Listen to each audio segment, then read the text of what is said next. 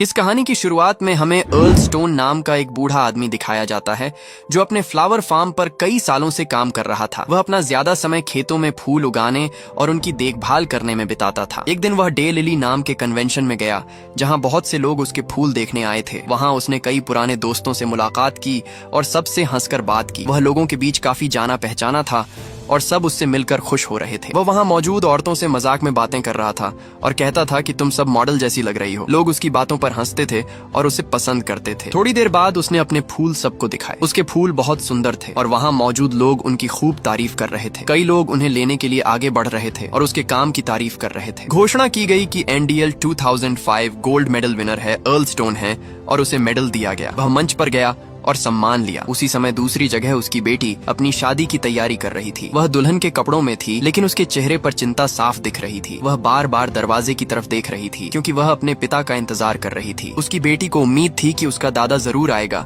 और इस खास दिन पर उसके साथ होगा, लेकिन उसकी माँ ने उसे समझाया कि ज्यादा उम्मीद मत रखो क्योंकि अर्ल कभी भी उसके जीवन के जरूरी मौकों पर नहीं आया। उसने कहा कि बैप्टिज्म से लेकर जन्मदिन और ग्रेजुएशन तक वह कभी मौजूद नहीं रहा। उसने कभी परिवार की तरफ ध्यान नहीं दिया जब सबसे ज्यादा जरूरत थी। जब दुल्हन को यह एहसास हुआ कि उसके पिता उसे हाथ पकड़कर शादी के मंच तक नहीं ले जाएंगे तो वह टूट गई और रोने लगी। वह दुख और निराशा से भर गई थी। कोई कह रहा था कि यहाँ उसका कोई निशान नहीं है। दुल्हन कहती है वह आएगा क्योंकि आज मेरी शादी है, लेकिन समय बीतता गया और वह नहीं आया। उसी समय अर्ल एक बार में अपनी सफलता मना रहा था। वह अजनबी लोगों के लिए ड्रिंक्स खरीद रहा था और सबको खुश कर रहा था। वह हंसी मजाक कर रहा था और अपने दोस्तों के साथ जश्न मना रहा था। वह कहता है पूरे बार को ड्रिंक दो और शादी वाली पार्टी को भी दो। उसे इस बात की खबर नहीं थी कि उसकी बेटी उसकी राह देखती रही और अंत में रो पड़ी। 12 साल बाद हालात बदल गए। अर्ल का फ्लावर बिजनेस धीरे धीरे कम होने लगा क्योंकि ऑनलाइन फ्लावर डिलीवरी का इस्तेमाल बढ़ गया और छोटे फार्म की मांग कम हो गई। उसका काम पहले जैसा नहीं रहा। उसने अपने कुछ जरूरी सामान ट्रक में रखा और अपनी ग्रैंड डॉटर जिनी से मिलने निकल पड़ा जिसकी जल्द शादी होने वाली थी। जिनी उसे देखकर बहुत खुश हुई। उसने उसे गले लगाया और गर्व से घर दिखाया। वह खुशी से बता रही थी कि वह उसे अपने फियांसी से मिलवाने के लिए कितनी उत्साहित है। वह कहती है आपने मेरे सारे कार्ड संभाल कर रखे हैं जब से आपने मुझे पहला कार्ड भेजा था जब मैं 9 साल की थी। अर्ल उसकी बात सुनकर भावुक हो गया लेकिन कुछ नहीं बोला। जब अर्ल और जिनी बैकयार्ड की तरफ जा रहे थे जहाँ शादी की छोटी सी गैदरिंग चल रही थी, तब अचानक उनकी मुलाकात अर्ल की बेटी और उसकी एक्स वाइफ से हो गई। उसकी बेटी ने जैसे ही उसे देखा उसके चेहरे का रंग बदल गया। उसने सख्त आवाज में कहा कि अगर वह यहाँ रुका तो वह खुद वहाँ नहीं रहेगी। माहौल अचानक भारी और खामोशी भरा हो गया और सबकी नजरें उन पर टिक गईं। अर्ल की एक्स वाइफ ने उसके ट्रक में रखा सामान देखा और समझ गई कि वह अपना सब कुछ साथ लेकर आया है। उसने गुस्से में कहा कि तुम यहाँ शादी की वजह से नहीं आए हो बल्कि इसीलिए आए हो क्योंकि तुम्हारे पास कहीं और जाने की जगह नहीं है। उसने कहा कि तुमने कभी अपने परिवार की सच्ची चिंता नहीं की और आज अचानक आकर सब ठीक नहीं कर सकते। अर्ल ने अपनी सफाई में कहा कि उसने हफ्ते में 60 घंटे काम किया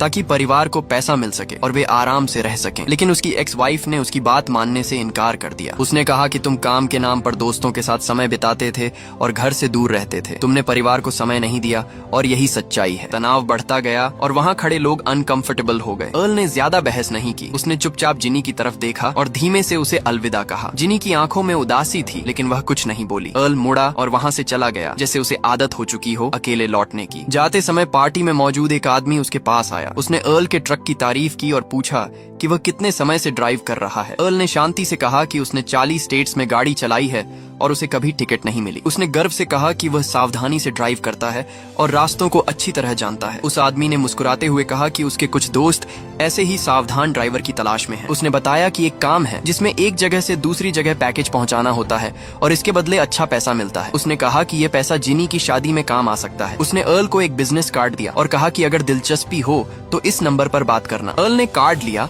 और बिना कुछ तय किए वहाँ से निकल गया। कुछ समय बाद उसने उस नंबर पर फोन किया और उसे एक जगह आने को कहा गया। वह अपने ट्रक में बैठा और दिए गए पते पर पहुँच गया। वहाँ कुछ आदमी उसका इंतजार कर रहे थे और उन्होंने उसे अंदर बुलाया। उन्होंने उसे समझाया कि उसे एक पैकेज मिलेगा जिसे एक तय जगह तक पहुँचाना होगा। वहाँ पहुँचने के बाद उसे टेक्स्ट मैसेज आएगा और उसे ट्रक वहीं छोड़कर चाबी ग्लव कंपार्टमेंट में रखनी होगी और बिना पीछे देखे वहाँ से चले जाना होगा। एक आदमी ने उसे एक फोन दिया और कहा कि यह फोन सिर्फ डिलीवरी के लिए होगा। उन्होंने साफ कहा कि कभी भी पैकेज मत खोलना और अंदर क्या है ये जानने की कोशिश मत करना। अर्ल ने शांत भाव से कहा कि वह किसी का पैकेज नहीं देखेगा और उसे सिर्फ ड्राइव करना है। उन्होंने उसके ट्रक में सामान रखा और उसे पहला एड्रेस दिया। अर्ल ने थोड़ा हेजिटेट करते हुए पूछा कि अगर कोई ट्रक या पैसा चुरा ले तो क्या होगा। उन आदमियों ने भरोसे से कहा कि उनकी नजर हर जगह रहती है और कोई कुछ नहीं चुरा सकता। उनका आत्मविश्वास देखकर अर्ल ने सिर हिलाया और अपने सफर पर निकल पड़ा, जैसे वह किसी नए रास्ते की शुरुआत कर रहा हो। दूसरी तरफ एक नया एजेंट जिसका नाम बेट्स था, उसे दूसरे शहर में ट्रांसफर किया गया। स्पेशल एजेंट इंचार्ज ने उसका वार्म वेलकम किया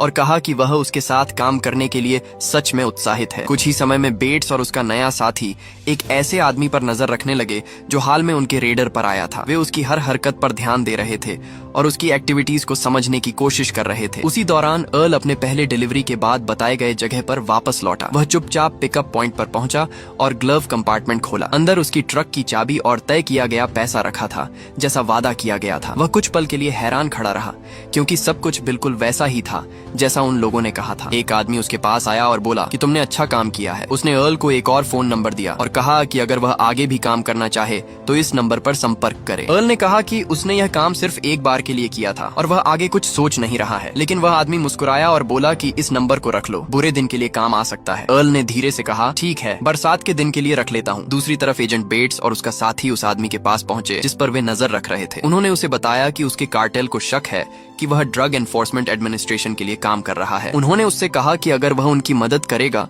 तो वे उसे बचाने की कोशिश करेंगे ताकि कार्टेल को उसके बारे में पता न चले। वह आदमी डर गया और बोला कि वह डीईए के लिए काम नहीं कर रहा है। इसी बीच अर्ल अपनी ग्रैंड डॉटर जिनी की शादी में पहुंचा। वहां जिनी ने अपनी माँ, अपनी दादी और अपने दादा का नाम लेकर धन्यवाद कहा कि वे उसके खास दिन पर मौजूद हैं। अर्ल ने अपनी एक्स वाइफ मैरी से बात करने की कोशिश की और माहौल को ठीक करने की कोशिश की, लेकिन मैरी ठंडी और दूर दूर सी रही। उसने कहा कि जो समय बीत गया है उसे वापस नहीं लाया जा सकता। मैरी ने शादी में रखे उसके फूल देखे और पूछा कि तुम एक फूल के लिए इतना समय और ध्यान कैसे दे सकते हो, लेकिन अपने परिवार के लिए नहीं। अर्ल ने जवाब दिया कि फूल अलग होते हैं और ज्यादा समय तक नहीं रहते, इसीलिए उन्हें पूरा ध्यान चाहिए। मैरी ने शांत लेकिन दर्द भरी आवाज में कहा कि तुम्हारा परिवार भी ऐसा ही था और तुमने उसे खो दिया। अगर आपको कहानी यहाँ तक दिलचस्प लग रही है और आप आगे जानना चाहते हैं कि अर्ल की जिंदगी किस दिशा में जाएगी, तो वीडियो को लाइक कर दीजिए और चैनल को सब्सक्राइब कर लीजिए। नीचे कमेंट में जरूर बताइए कि आपको अब तक कौन सा हिस्सा सबसे ज्यादा सोचने पर मजबूर कर रहा है। आपका सपोर्ट आगे की कहानी को और मजेदार बना देगा। कुछ समय बाद अर्ल को घर खाली करने का नोटिस मिला। उसके पास ज्यादा पैसे नहीं बचे थे,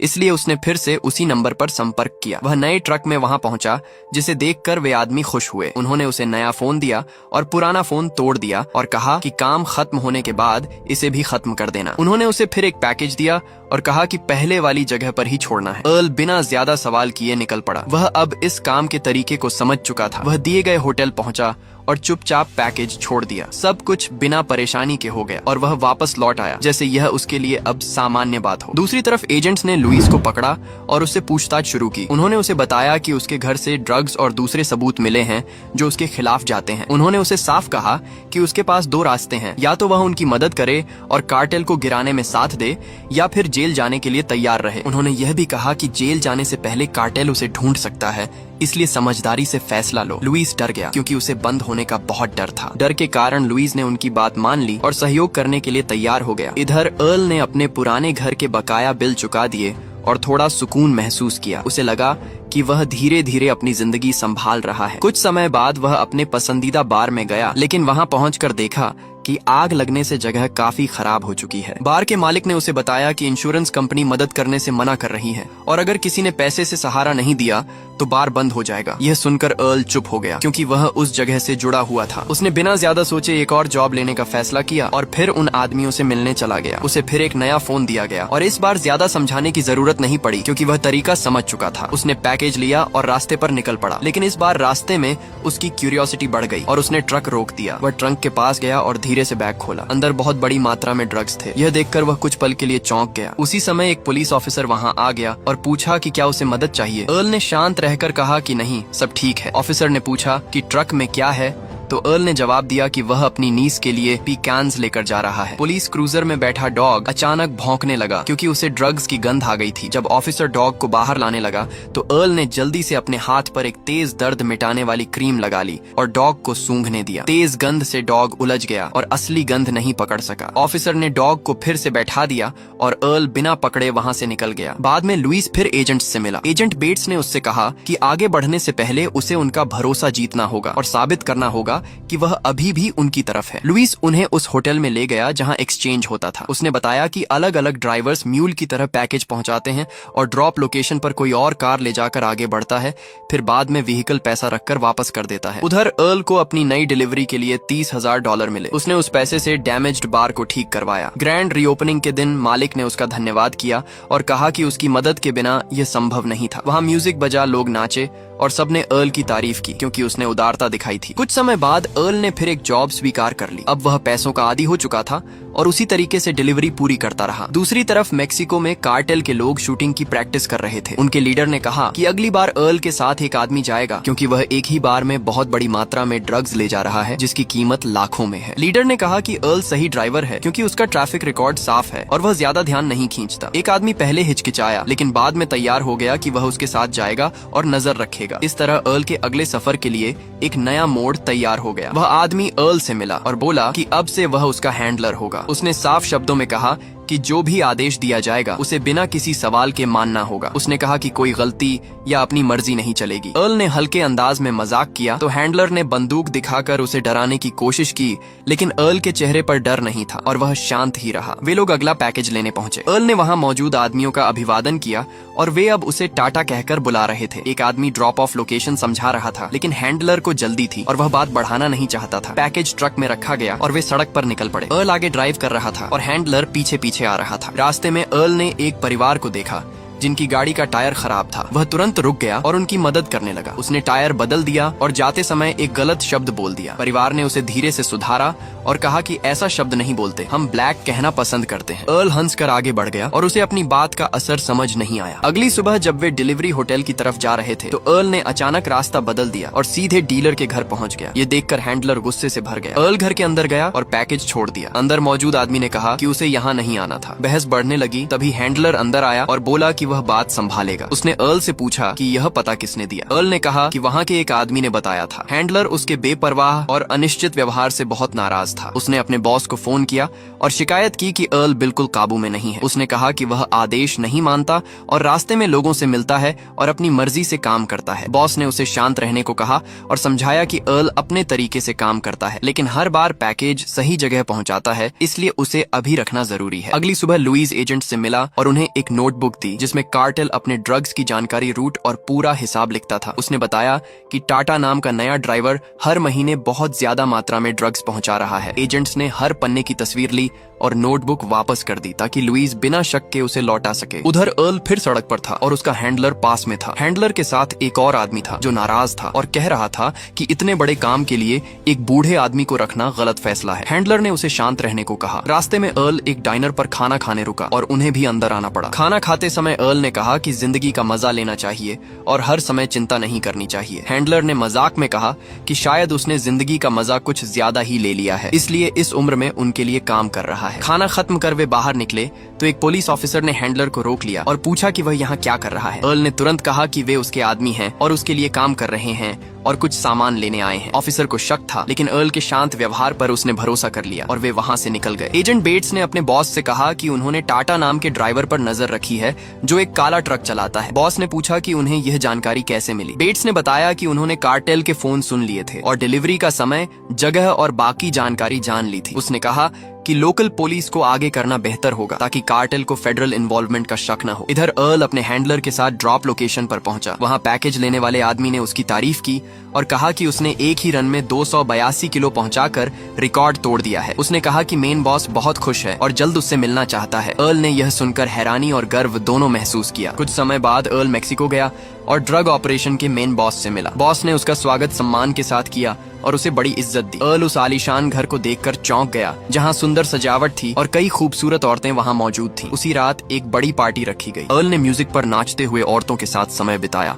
और देर रात तक जश्न चलता रहा। वह खुलकर हंस रहा था और जैसे अपनी उम्र भूल गया था। इसके बाद उसने अपने हैंडलर से बात की और उसे सलाह दी कि वह यह काम छोड़ दे और कुछ ऐसा करे जिसकी उसे सच में परवाह हो। उसने कहा कि कार्टेल को उसकी परवाह नहीं है और कभी नहीं होगी। हैंडलर ने कहा कि यही उसकी दुनिया है और बॉस ने उसे सड़क से उठाकर सब कुछ दिया है। उसने कहा कि यही लोग उसका परिवार हैं। अर्ल ने ज्यादा बहस नहीं की और समझ गया कि वह उसका मन नहीं बदल सकता। दूसरी तरफ एजेंट्स अपनी प्रगति की समीक्षा कर रहे थे। एजेंट बेट्स और उसकी टीम से पूछा गया कि अभी तक बड़ा परिणाम क्यों नहीं आया। बेट्स ने सुझाव दिया कि अगली शिपमेंट के समय हमला करना चाहिए, लेकिन यह दिखाना होगा कि यह लोकल पुलिस का काम है ताकि कार्टेल को असली बात न पता चले। उन्होंने योजना के अनुसार डिलीवरी साइट पर रेड किया जहां अर्ल कई बार जा चुका था। वहां उन्हें 2 अनडॉक्यूमेंटेड इमिग्रेंट्स और कुछ कोकेन के बैग मिले। इससे उनकी कुछ जानकारी सही साबित हुई, लेकिन पूरी ऑपरेशन बंद करने के लिए यह काफी नहीं था। कुछ समय बाद अर्ल अपनी ग्रैंड डॉटर के ग्रेजुएशन में गया। वह अपनी बेटी के पास बैठा,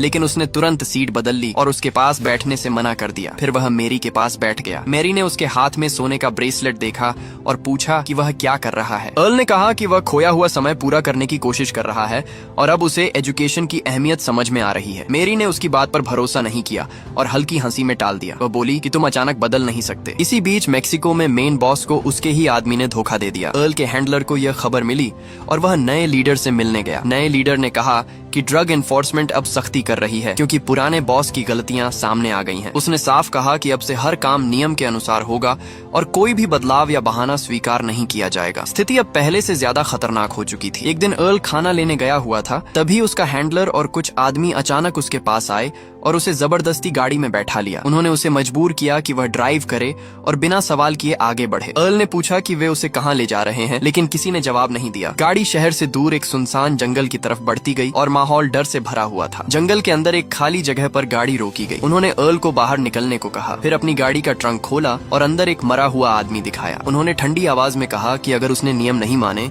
तो उसका भी यही हाल होगा। अर्ल के चेहरे पर पहली बार सच्चा डर दिखाई दिया और वह चुपचाप सब सुनता रहा। उन्होंने उसे एक नया फोन दिया और कहा कि अब सारी बात इसी से होगी। हैंडलर ने कहा कि जो आदेश मिलेगा वही करना है और जरा भी इधर उधर नहीं होना है। एक आदमी ने कहा कि अब तुम हमारे हो और अगर भागने या धोखा देने की कोशिश की तो अंजाम बहुत बुरा होगा। ये कहकर वे उसे वहीं छोड़कर चले गए और अर्ल अकेला खड़ा रह गया। अगले दिन अर्ल फिर पैकेज लेने पहुंचा। वहां के लोग उसे पहले की तरह खुश होकर मिले और उसे टाटा कहकर बुलाया जैसे कुछ हुआ ही ना हो। उन्होंने कहा चलो पैसे कमाते हैं और उसे डिलीवरी के लिए भेज दिया। दूसरी तरफ ड्रग एनफोर्समेंट ऑफिस में एजेंट बेट्स और उसकी टीम ने तय किया कि अगली रन में वे टाटा का पीछा जमीन और हेलीकॉप्टर दोनों से करेंगे। वे एम्बुलेंस का सहारा लेकर सड़क पर निकले ताकि शक न हो। उन्होंने एक काला ट्रक देखा, लेकिन उसमें 2 बच्चे थे, इसलिए उसे जाने दिया। दूसरा काला ट्रक एक स्पेनिश आदमी चला रहा था, तो उन्होंने उसे रोक लिया। वह आदमी डर गया और हाथ ऊपर करके बाहर आया और बोला कि उसे गोली मत मारो क्योंकि एक इमिग्रेंट होने के कारण उसे डर है। एजेंट बेट्स ने पूछा कि क्या उसके पास ड्रग्स हैं? उसने कहा नहीं। उन्होंने उसकी पहचान जांची और गाड़ी की तलाशी ली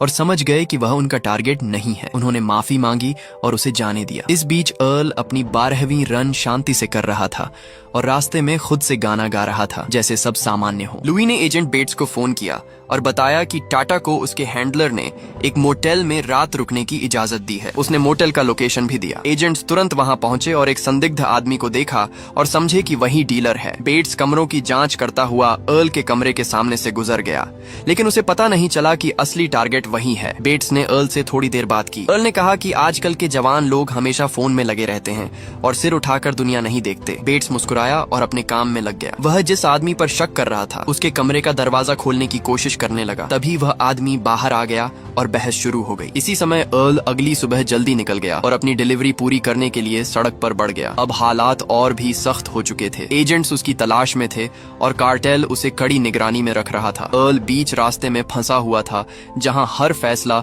उसके जीवन को बदल सकता था और उसका सफर अब पहले से कहीं ज्यादा खतरनाक हो चुका था। अब अर्ल सड़क पर आगे बढ़ रहा था और उसके मन में डर और चिंता साफ दिखाई दे रही थी। उसे पता था कि अब हर कदम बहुत संभल कर रखना होगा क्योंकि एजेंट्स भी उसके पीछे थे और कार्टेल भी उस पर शक करने लगा था। वह ट्रक चलाते हुए बार बार पीछे देखता था और हर गाड़ी उसे सस्पिशियस लग रही थी। रास्ता लंबा था, लेकिन उससे ज्यादा लंबा उसका डर था जो उसके साथ साथ चल रहा था। अर्ल ने सोचा कि वह कई सालों से यह काम कर रहा है और हर बार वह बच निकला, लेकिन इस बार हालात अलग थे। उसे महसूस हो रहा था कि किस्मत अब उसका साथ नहीं दे रही है। उसने अपने परिवार के बारे में सोचा और मेरी की बीमारी याद आई। उसे अपनी गलतियों का बोझ और भारी लगने लगा। वह समझ गया था कि पैसा सब कुछ नहीं होता, लेकिन अब बहुत देर हो चुकी थी। इसी दौरान एजेंट्स ने उसकी लोकेशन पकड़ ली और उसकी गाड़ी का पीछा करना शुरू कर दिया। दूर से पुलिस की गाड़ियां दिखाई दे रही थीं, लेकिन अर्ल को अभी पूरा यकीन नहीं था कि वे उसी के पीछे हैं। उसने अपनी रफ्तार सामान्य रखी ताकि किसी को शक न हो। उसके चेहरे पर शांति थी, लेकिन अंदर से वह पूरी तरह घबराया हुआ था और उसे लग रहा था कि अब बच निकलना आसान नहीं होगा। कार्टेल की तरफ से भी उसे लगातार फोन आ रहे थे,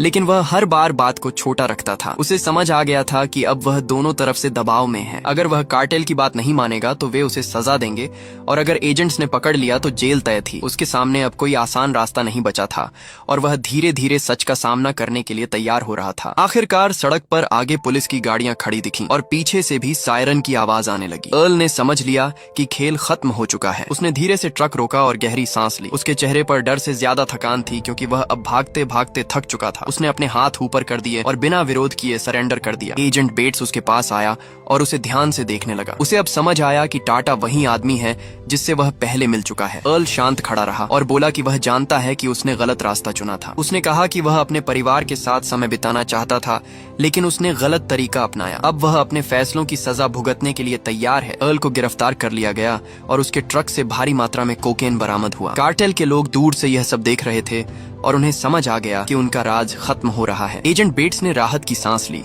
क्योंकि कई महीनों की जांच आखिरकार पूरी हुई। अर्ल को ले जाया गया और उसका लंबा सफर वहीं खत्म हो गया जहां से उसकी असली सच्चाई सामने आई। अर्ल को अदालत में पेश किया गया और वहां उसने बिना किसी बहस के अपने अपराध को स्वीकार कर लिया। उसने जज के सामने शांत आवाज में कहा कि उसने जो किया वह गलत था और वह किसी और को दोष नहीं देना चाहता। अदालत में मौजूद लोग उसे ध्यान से देख रहे थे, क्योंकि वह कोई साधारण आदमी नहीं था, बल्कि उम्र दराज व्यक्ति था जिसने अपनी जिंदगी के आखिरी समय में गलत रास्ता चुना था। उसके चेहरे पर पछतावा साफ दिखाई दे रहा था और वह अपने फैसलों का बोझ अपने ऊपर ले चुका था। जज ने सारे सबूत देखे और फिर फैसला सुनाया। अर्ल को लंबी सजा दी गई ताकि कानून का सम्मान बना रहे। जब फैसला सुनाया गया तो अर्ल ने सिर झुका लिया और बिना किसी विरोध के खड़ा रहा। उसे पता था कि यही उसका अंजाम है और अब वह इससे भाग नहीं सकता। जेल पहुंचने के बाद अर्ल की नई जिंदगी शुरू हुई। धीरे धीरे उसने जेल के बगीचे में काम मांग लिया, क्योंकि उसे फूल उगाने का पुराना शौक था। मिट्टी को छूते ही उसे अपने पुराने दिन याद आ गए, जब वह सिर्फ अपने काम और पौधों के बारे में सोचता था। जेल के बगीचे में अर्ल ने मेहनत से काम किया और कुछ ही समय में वहाँ रंग बिरंगे फूल खिलने लगे। वह हर सुबह बगीचे में काम करता और पौधों को पानी देता। फूलों को खिलते देखकर उसे सुकून मिलता था, जैसे वह अपने अंदर भी कुछ नया उगा रहा और वह खुद को पहले से हल्का महसूस कर रहा था। इस तरह अर्ल की कहानी खत्म होती है, जहाँ एक आदमी जिसने लालच और अकेलेपन में गलत फैसला लिया था, आखिर में अपने कर्मों की सजा स्वीकार करता है। अगर आपको ये मूवी रिकैप पसंद आया हो तो वीडियो को लाइक और चैनल को सब्सक्राइब करना ना भूले।